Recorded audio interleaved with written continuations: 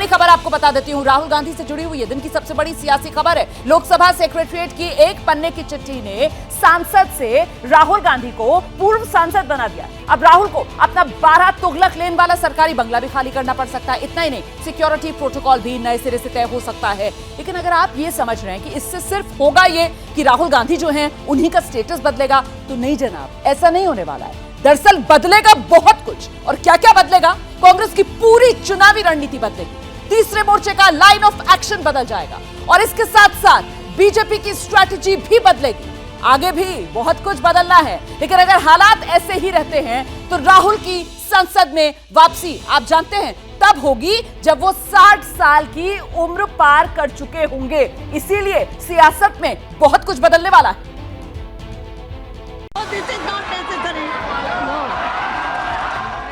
संसद से लेकर देश की सियासत तक को हैरान कर देने वाली वो झप्पी हो, या फिर कांग्रेस के अघोषित सरताज को मीम्स का सुपरस्टार बना देने वाली आंखों की इशारेबाजियां। संसद में यह सब फिर से देखने के लिए आपको कम से कम अगले 8 साल तक का इंतजार करना होगा, क्योंकि राहुल गांधी के नाम से एक्स एमपी वाली चिट्ठी चिपक चुकी है। खत्म, bye bye, tata, good bye, गया। लोकसभा सेक्रेटेरिएट से जारी 24 मार्च की तारीख वाली जिस चिट्ठी को कंप्यूटर से प्रिंट होने में 19 सेकंड भी नहीं लगे होंगे, उसने राहुल गांधी की 19 साल की आबाद सांसदी खत्म कर दी और कांग्रेस का कमबैक वाला सपना खतरे में पड़ गया, जिसे लेकर पिछले साल 7 सितंबर को कन्याकुमारी से भारत जोड़ो यात्रा की शुरुआत की गई थी। भारत जोड़ो यात्रा से राहुल को उम्मीदें असल में वोट जोड़ने की थी। इसी उम्मीद के सहारे एक रंगी टी शर्ट पहनकर तंज सहते हुए 136 दिन में 3570 किलोमीटर सड़क नाप डाली। लक्ष्य विपक्ष को जोड़कर केंद्र में सत्ता पाने का। लेकिन 2 महीने भी पूरे नहीं हुए कि अपनी ही सीट हाथ से फिसल गई। लिहाजा ब्रेव फेस दिखाने के लिए राहुल ने शाम 5:27 पर ट्वीट किया, मैं भारत की आवाज के लिए लड़ रहा हूं, मैं हर कीमत चुकाने को तैयार हूं। अब इसे संसद की सदस्यता गंवाने का सदमा कहें या फिर संभलने के लिए मिले वक्त की कमी। ट्वीट करने से पहले अपने ट्विटर पेज पर लिखे मेंबर ऑफ पार्लियामेंट को एक्स मेंबर ऑफ पार्लियामेंट में बदलना भी भूल गए। लेकिन यह सब जिन हालात और जिस मुकाम पर हुआ है, उसमें जितना संकट राहुल पर है उससे ज्यादा कांग्रेस पर है। इसका असर सड़कों पर नजर भी आ रहा है।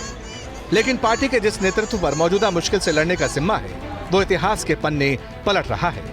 जो पार्टी देश के लिए आजादी दिलाई और लाखों लोग उसके जेल में गए, हजारों लोग मर गए और इंदिरा गांधी जी जैसे को भी जेल में जब डाले थे, उनको भी डिस्क्वालीफाई किया था। कभी इंदिरा गांधी ने और कांग्रेस पार्टी ने डरी नहीं। फिर 1980 में उभर के आई। मल्लिकार्जुन खड़गे ने जिक्र कर ही दिया तो याद दिलाना जरूरी है कि इंदिरा गांधी की सदस्यता विशेषाधिकार हनन के मामले में गई थी और राहुल ने जिस कानून के फंदे में फंसकर अपनी संसद सदस्यता गंवाई है, उसकी जमीन उन्होंने खुद तैयार की थी। इसे समझने के लिए साल 2013 में चलना होगा। जुलाई 2013 में सुप्रीम कोर्ट ने एक फैसले में कहा था कि अगर किसी सांसद या विधायक को 2 साल की सजा हो जाए तो सदस्यता रद्द हो जाएगी। सुप्रीम कोर्ट के इस आदेश को बेअसर करने के लिए सितंबर 2013 में यूपीए सरकार एक अध्यादेश लाई। इससे भड़के विपक्ष ने मनमोहन सरकार पर भ्रष्टाचारियों को बढ़ावा देने का इल्जाम लगाकर बवाल मचा दिया और आरोपों के धब्बों से कांग्रेस की इमेज बचाने के लिए राहुल ने अध्यादेश की कॉपी फाड़ दी, साथ ही अपनी सरकार को कटघरे में खड़ा कर दिया। I'll tell you what my opinion on the ordinance is. My opinion on the ordinance is that it's complete nonsense and that it should be torn up and thrown out. That's my opinion, my personal opinion on the ordinance. I'll repeat it for you. My opinion on the ordinance is that it should be torn up and thrown away. The arguments that are being made, and I've heard the arguments, in my organization, the argument that is being made is that we need to do this internally. I'm telling you what is happening internally. We need to do this because of political considerations. ये इशारा काफी था।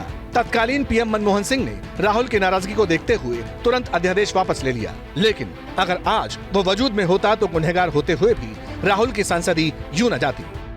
अब हालात ये हैं कि अगर उनके दोषी करार दिए जाने और सजा पर कोर्ट ने रोक न लगाई तो फिर राहुल गांधी 8 साल तक चुनाव नहीं लड़ सकेंगे।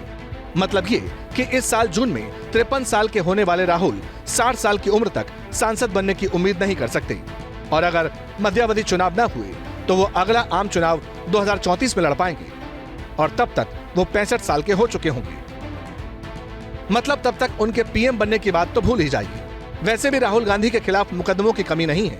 चौकीदार चोर है वाले जुमले पर सुप्रीम कोर्ट में माफी मांग चुके Rahul Gandhi national Herald case समेत 6 मामलों में जमानत पर हैं, जिसमें गुनहगार ठहराए गए तो मुसीबत और बढ़ सकती है।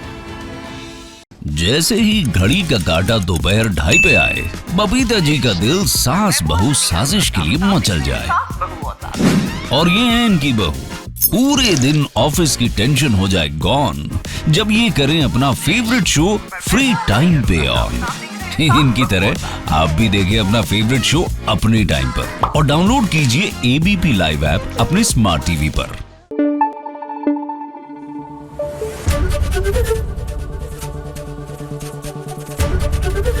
एबीपी न्यूज आपको रखे आगे।